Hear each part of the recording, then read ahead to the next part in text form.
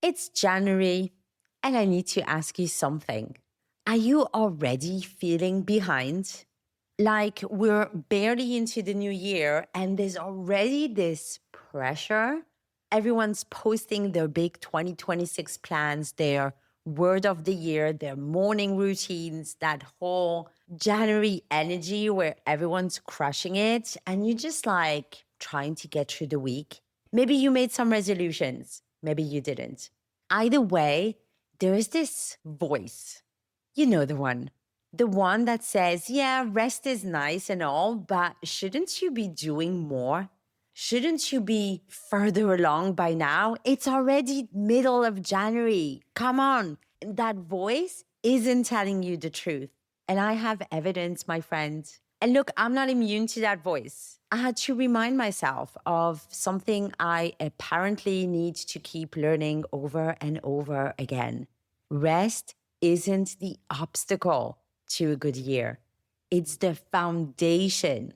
And that's because you cannot build consistency in a life that's already over capacity.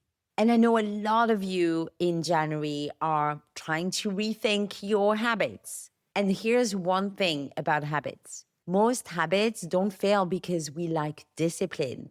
They fail because we're trying to add them to a life that's already too full. And I know it sounds a bit like bumper sticker, but I promise you, stay with me because there's actual science here and it might change how you approach your next few months. So for my first episode of 2026, I'm not doing a massive goal setting episode. I'm not doing a new year, new me type of challenge bullshit. No, because honestly, that energy exhausts me. And I think it exhausts you too. So instead, I'm sharing today 4 insights that actually help when you want to start the year with intention instead of just unfocused intensity. I'm busting the biggest habit myth, the one that makes you feel like a failure by February. I'm talking about why self-compassion isn't soft, it's strategic. Why starting embarrassingly small actually works, even though you feel totally stupid. Why the most powerful question isn't, what should I add? The most powerful question is, what do I need to stop? Ready? Let's go. Hey, I'm Noemi, former queen of bad habits and corporate go-getter turned well-being coach and personal growth junkie. And in a world full of overwhelming wellness advice, we're here to cut through the noise. This is your space to master healthy habits, transform your mindset, own your well-being, and design a life you love on your terms. We're ditching the highlight reels and embracing the whole messy, imperfect journey towards becoming our absolute best selves. You're the author of your own story. So are you ready to write the next chapter? Let's go, and welcome to Unwritten Potential.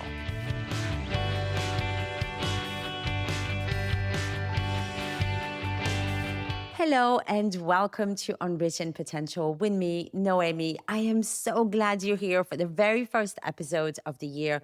If you're not subscribed yet, you might consider doing so at unwrittenpotential.com. All right, let's get into it, my friends. So first thing, the whole 21 days to build a habit, it's complete bullshit. It was actually made up by a plastic surgeon in the 1960s who was watching people adjust to their new noses. That's it. That's the entire scientific basis for this thing everyone quotes like it's gospel. The real research, on the other hand, suggests usually 2 to 3 months minimum, sometimes longer depending on the habit. So if you started something January 1st and you're already wobbling, you're not behind, my friend. You're not bad at habits. You're just on a totally normal human timeline. And this is where most people get it wrong. They assume time is the problem, when actually capacity is. No habit becomes automatic if it's constantly fighting for space. Give yourself until March, at least. Stop checking in after 1 to 3 weeks, wondering why it's not automatic yet. Just give yourself some space. It's gonna take a little bit of time. Okay, second thing, and I want to spend a bit more time here because it took me years to get this. What happens when you mess up? When you skip the workout, you eat the thing you said you wouldn't. For me, it's cheese. I am so French.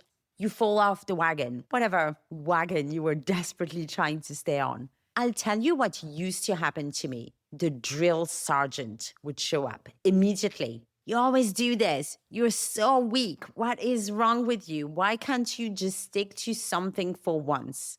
And I thought that voice was helping me, right? I genuinely did. I thought it was keeping me sharp, keeping me accountable, keeping me on the straight and narrow. That if I was hard enough on myself, I'd eventually become the person who didn't need to be hard on herself anymore. But that voice was keeping me stuck. And the research is really clear on this. Being kind to yourself after you mess up makes you more likely to try again. On the other hand, self-criticism paralyzes you. It makes you want to give up entirely. It's not motivation, it's sabotage disguised as discipline. Think about it. When you beat yourself up after a slip up, what do you actually want to do? Try again with renewed energy or eat the whole fucking packet of biscuit because fuck it, you've already failed anyway. Might as well go all in. Yeah, exactly. So the next time you slip up, and you will, because you're human, notice the drill sergeant and ask yourself, what would I say to a friend right now? Like an actual friend who came up to me with this. Would I tell them they're weak and pathetic and they should just give up? Well, no. You'd say something kind, hopefully. You'd say, it's okay. Tomorrow's a new day. Whatever you would say to a friend, say that to yourself. Compassion isn't soft. Compassion is strategic because what actually matters isn't never messing up. It's knowing how to come back without starting over. Okay, the third thing, quick one, but important. Start so small, it feels almost stupid. You know, if you've been here for a little bit, you know that I'm a big fan of tiny habits. And when you make a new habit as tiny as possible, and I'm talking one squat, not a full workout, flossing one tooth, not the whole set of teeth. When you make the thing tiny, willpower becomes irrelevant. Discipline becomes irrelevant because you can't fail at flossing one tooth, right? And once you're standing there with the floss, you'll probably do more than one, but you don't have to. That's the magic. And you build on that. The magic of upward cycles. Big January goals fail because they're not designed for the real you. They're designed for this fantasy version of yourself. The one who wakes up at 5 a.m., meal preps on Sunday, never gets tired, never has a shitty day. But fantasy you isn't doing the thing. The real you is doing the thing. The one who's knackered on Tuesday, the one who sometimes wants to watch TV instead of going to the gym because they're a normal person. Design for that person. Design your habits for that person. And make it so easy that even on your worst day, you can still show up, even if it's in a small way. This isn't about lowering your standards. It's about designing habits that survive real life, not perfect weeks. All right, last one. And honestly, this might be the most important. Before you ask, what should I add? Try asking, what do I need to stop? Because here's the thing. Your life is probably too full. You're overcommitted. You're over-optimized. You're burnt out from doing all the things. Remember what I said at the start? Most habits don't fail because we lack discipline. They fail because we're trying to add them to a life that's already full. January is obsessed with adding new habits, new goals, new routines, more. But sometimes the answer isn't another thing on the list. Sometimes the answer is, what do I take off my list? What commitment is draining you? What habit isn't serving you anymore? What relationship, job is no longer serving you? What are you doing just because you've always done it? What are you doing just because you feel you have to do it? Subtraction before addition. Clear the noise before you add more sound. All right, bringing it home. Before you add anything new, ask yourself what needs to go first. Because most habits don't fail because we lack discipline, they fail because we're trying to add them to a life that's already full. If there is one thing I want you to take from this, it is this.